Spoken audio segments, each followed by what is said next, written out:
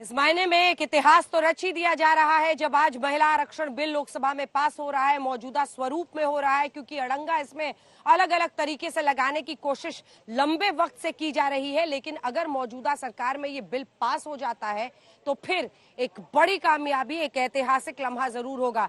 लेकिन यहाँ तो क्रेडिट लेने की भी होड़ मची हुई है। आइए आपको दिखाते हैं। जितनी पार्टी, एक तरफ अगर आप देखें तो सोनिया गांधी ने इसको जोड़ा सीधा जीवन साथी राजीव गांधी से, दूसरी तरफ टीएमसी की सांसद ने कहा कि Mamata Banerjee is the mother of this bill. तो सब अपनी अपनी क्रेडिट लेने की होड़ में दिखे, लेकिन बहुत सारी पार्टियों ने जो अलग अलग मुद्दे इसमें अटकाए हैं वो भी आपको दिखाते हैं। SC ST OBC का भी आरक्षण हो, सोनिया गांधी ने कहा। ऐसे ही ललन सिंह हो JDU के, या फिर RJD की तरफ से ये तमाम बातें कही गई। TMC ने भी यही बात कही है। वहीं अगर आप ओवैसी साहब को देखें तो उन्होंने मुस्लिम आरक्षण की महिलाओं के लिए मांग कर दी है। देखिए ये रिपोर्ट।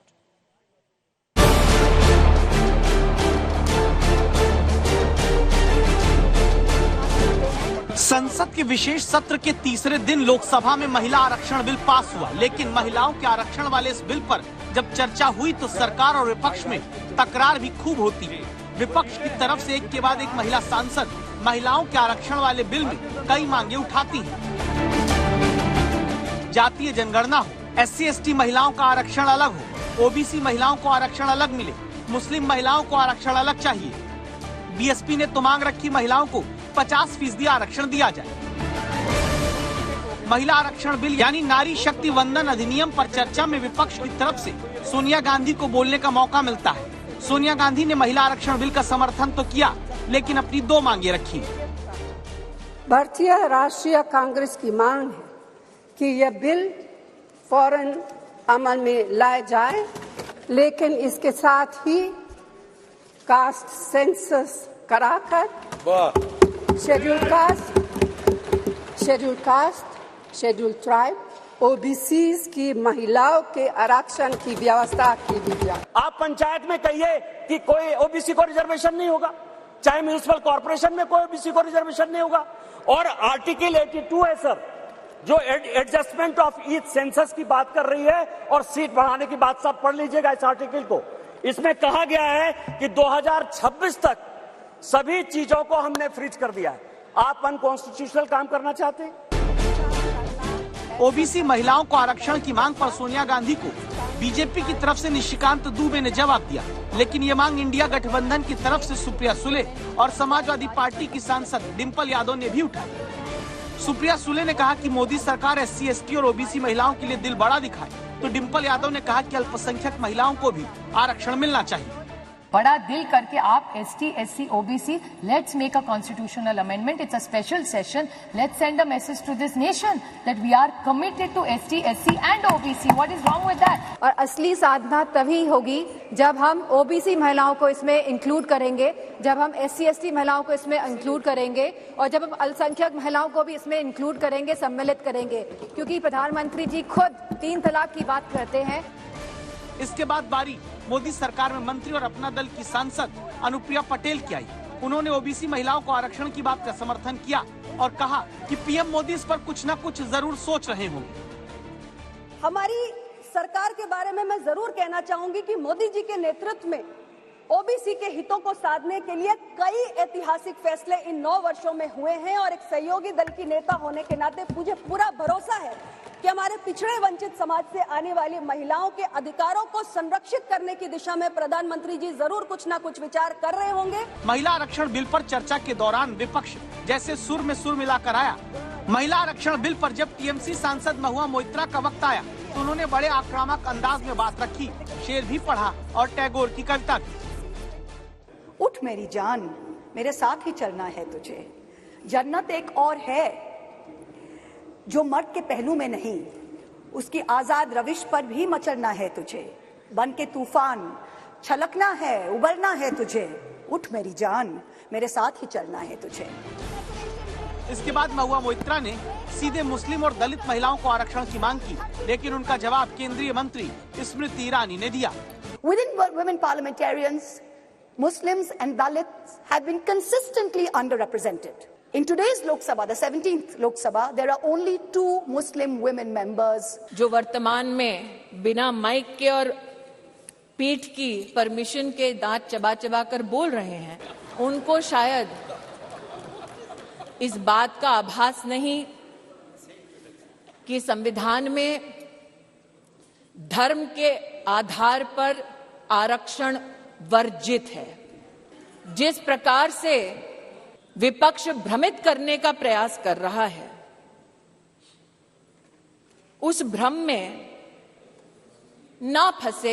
असदुद्दीन ओवैसी मुस्लिमों की पॉलिटिक्स करते हैं, लिहाजा उन्होंने महिला आरक्षण बिल का विरोध किया और मुस्लिम महिलाओं को आरक्षण की बात कही। OBC women and to the Muslim women, sir, where the representation in this August House is minimal, very less. Secondly, sir, we know that Muslim women are 7% of the population, but in this Lok Sabha, their representation only 0.7%. लेकिन BSP ने नारी शक्ति वंदन अधिनियम पर leak से हटकर मांग रखी। मायावती दलितों की राजनीति करती हैं, उनकी पार्टी की तरफ से महिलाओं को 50% आरक्षण की मांग रखी गई। इस विधेयक का हम समर्थन करते हैं, लेकिन बहुजन समाज पार्टी की कुछ मांगे हैं। लोकसभा व राज्यसभा की विधानसभाओं में 33% आरक्षण के बजाय 50% आरक्षण दिया जाए। लोकसभा में नारी शक्ति वंदन अधिनियम पास हुआ, अब राज्यसभा में पास होगा, लेकिन लागू कब होगा तारीख तय नहीं। ऐसे में 2024 लोकसभा चुनाव को देखते हुए महिला बिल पर राजनीति जितनी अभी हुई है आगे होती रहेगी। आज तक ब्यूरो। तो देखा आपने किस तरह से चारों तरफ से प्रहार होता रहा है। विपक्षी पार्टियां घेरती रही अपने तरीके से। SC ST का मुद्दा उठाया गया, OBC का मुद्दा उठाया गया, मुस्लिम महिलाओं का मुद्दा उठाया गया, लेकिन महिला आरक्षण पर आज चर्चा होनी थी। नारी शक्ति वंदन अधिनियम। आइए आपको दिखाते हैं। तमाम पार्टियां जब अपनी अपनी वोट बैंक की राजनीति खेलने के लिए चुनावी मैदान में एक तरह से आज उतरने की कोशिश कर रही थी अधिनियम पर बोलते हुए, तो उन्होंने दाएं बाएं चारों तरफ सियासी गोले दागने शुरू कर दिए। महिला आरक्षण का मुद्दा था, कौन कौन से मुद्दे आ गए देखिए।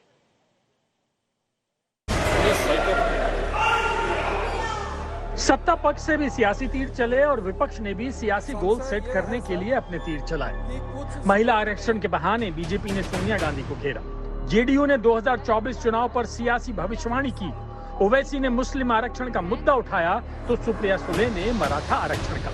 मतलब चर्चा नारी शक्ति वंदन अधिनियम पर थी और नेताओं ने अपने अपने सियासी एजेंडे को साधते हुए जबानी बाण दागे।